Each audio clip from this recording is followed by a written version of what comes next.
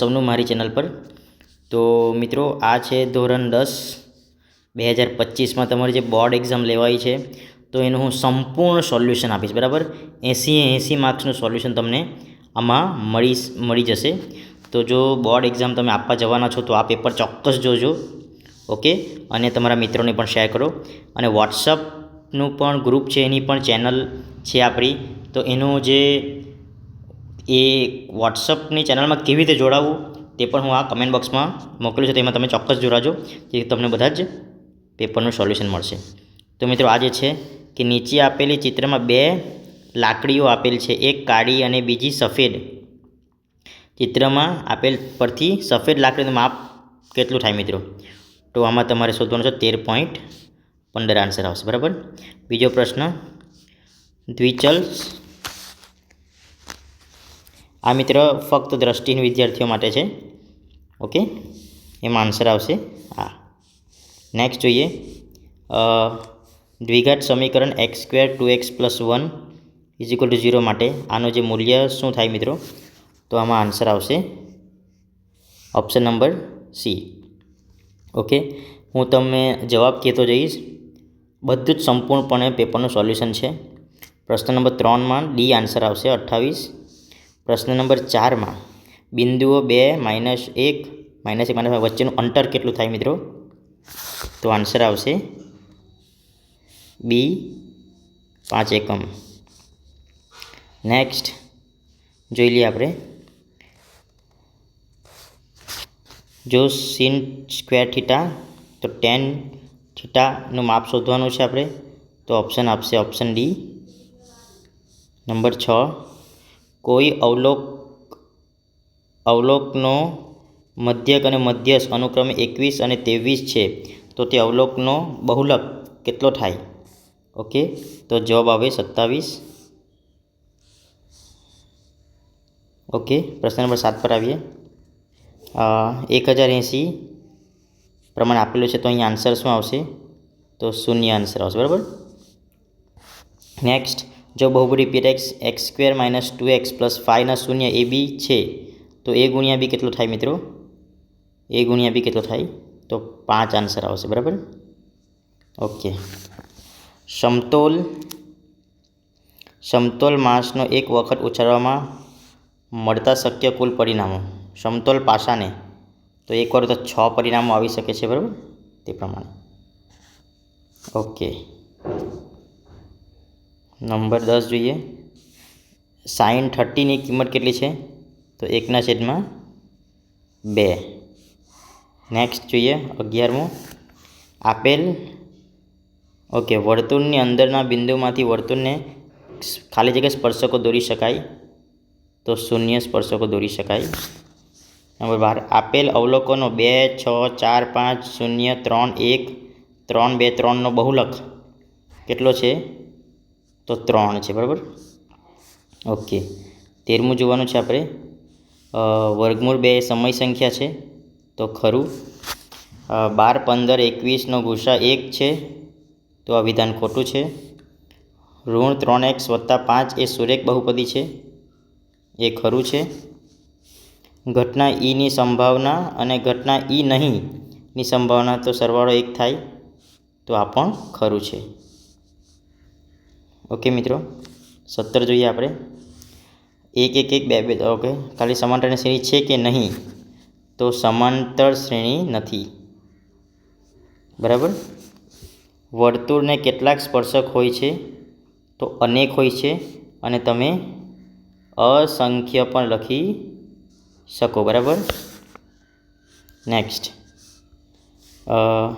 19મું જોઈએ, જો PA 0.65 હોય તો PA શોધો. તો 0.35 આવશે. 20મું જોવાનું, આપેલ આવૃત્તિ વિતરણમાંથી બહુલક વર્ગ, તો આ છે બહુલક વર્ગ, આ છે. બરાબર ને? ઓકે, યોગ્ય જોડકા જોડવાનું છે. નળાકારની વક્ર સપાટીનું ક્ષેત્રફળ કેટલું આવશે? 2πRh. શંકુનું ઘનફળ કેટલું આવશે?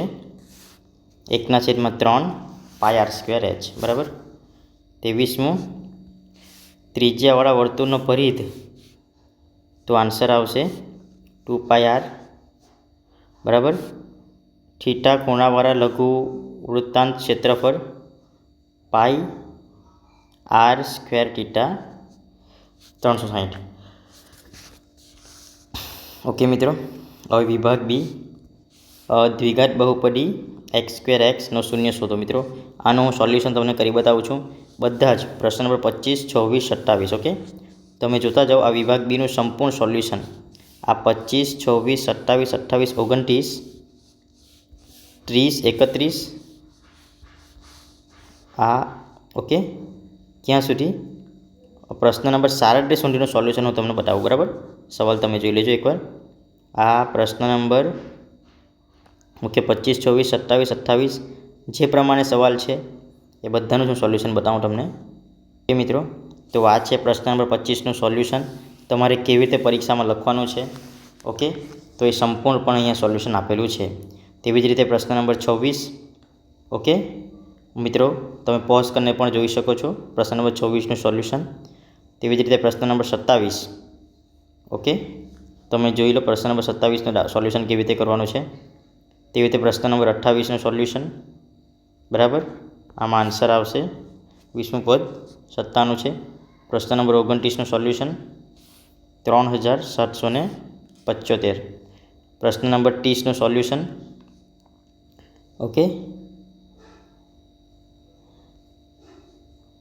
માંગેલ બિંદુના યામ 7 અને 3 છે. પ્રશ્ન નંબર 31નું સોલ્યુશન. બરાબર, પ્રશ્ન નંબર 32નું સોલ્યુશન. પ્રશ્ન નંબર 33નું સોલ્યુશન આપણે જોઈએ અહીંયા. પ્રશ્ન નંબર 34 ઓકે, ટાવરની ઊંચાઈ આપેલી છે. પ્રશ્ન નંબર 34 આ જે પૂછેલું છે 8માં, આ દ્રષ્ટિહીન માટે હતું. બરાબર ને. પ્રશ્ન નંબર 35 આપેલ સમઘનની ધાર લંબાઈ, તો આટલું તમને મળશે. પ્રશ્ન નંબર 36નું સોલ્યુશન. બરાબર, પ્રશ્ન નંબર 37નું સોલ્યુશન. બરાબર, પ્રશ્ન નંબર 38. ઓકે મિત્રો, હવે વિભાગ સીના સવાલ જોઈ લઈએ આપણે. ઓકે મિત્રો, તો વિભાગ સી છે પ્રશ્ન નંબર 38, પછી 39, 40, 41, 42, 43, 44 આ દ્રષ્ટિહીન માટે છે. બરાબર ને, એટલે તમારે લખવાનું નથી, નોર્મલ વિદ્યાર્થીઓએ લખવાનું નહીં. આ 44, આ 45, 46. બરાબર, આ વિભાગ સીનું સોલ્યુશન બતાવવું હવે તમને. ઓકે મિત્રો, તો વિભાગ સીનું સોલ્યુશન તમે જોઈ શકો છો કે ધારો કે આલોક પાસે એક્સ કબૂતર અને વાય ગાયો છે. તે પ્રમાણે તમારે જોઈ લેવાનું છે. ઓકે, આ જરાક દાખલો લાંબો થશે, તમે પોઝ કરીને પણ જોઈ શકો છો. બરાબર, તો અહીંયા પ્રશ્ન નંબર 38નું સોલ્યુશન પૂરું થાય છે. પ્રશ્ન નંબર 39 ઓકે, એ પ્રમાણે તમે જોઈ શકો છો આ આપેલો તે પ્રમાણે. ઓકે, પછી પ્રશ્ન નંબર 40. બરાબર, કેવી રીતે પદ શોધવાનું છે. બરાબર ને. પ્રશ્ન નંબર 41માં પણ છે. ઓકે, પ્રશ્ન નંબર 42. તો મિત્રો તમને જો વિડીયો ફાસ્ટ લાગતો હોય તમે એને પોઝ કરીને જોઈ શકો છો. પ્રશ્ન નંબર 43નું સોલ્યુશન. પ્રશ્ન નંબર 44માં દ્રષ્ટિહીન માટે આ છે ખરું ખોટું ખરું. પ્રશ્ન નંબર 44માં ઓકે, પ્રશ્ન નંબર 44 આ દ્રષ્ટિહીન માટે છે. બરાબર, 45માં જોઈ લો. 46 ઓકે. ઓકે, હવે આપણે વિભાગ ડીનું સોલ્યુશન જોઈએ. બરાબર, ઓકે મિત્રો, વિભાગ ડીનો તમે પ્રશ્ન જોઈ લેજો. 47 આ નીચેનો દ્રષ્ટિહીન માટે છે. પછી 48 બરાબર, નીચેના દ્રષ્ટિહીન માટે છે. 49, 50 પછી 51, 52, બરાબર. ઓકે, આ દ્રષ્ટિહીન માટે છે. 53, 54. ઓકે મિત્રો, તો હવે આપણે એનું સોલ્યુશન તરફ જોઈએ. સેક્શન ડીનું, વિભાગ ડીનું આપણે સંપૂર્ણ સોલ્યુશન જોઈ લઈએ. ઓકે મિત્રો, તમે જોઈ લો. અહીં તમે જોઈ શકો છો કે પ્રશ્ન નંબર 47 જે છે એનું આ જવાબ છે. ઓકે, સાબિતી અહીંયા સાધ્ય અને સાબિતી એવી તમે આકૃતિ દોરવાની છે, તો તમને પરીક્ષામાં માર્ક્સ પૂરેપૂરા મળશે. આ સાબિતી છે, તે પ્રમાણે તમારે લખવાનું છે. ઓકે, આ 47 દ્રષ્ટિહીન માટે છે. ઓકે, તેમાં લખવાનું જ આવશે, આકૃતિ વર્ગ આવશે નહીં. 48માં દાખલો સંપૂર્ણપણે તમે ગણી શકો. પછી આ 48માં, બરાબર. 49મો દાખલો. ઓકે, પછી આ 50મા દાખલાનો સોલ્યુશન. પછી 51મો જવાબ. ઓકે, પછી 52મો જવાબ.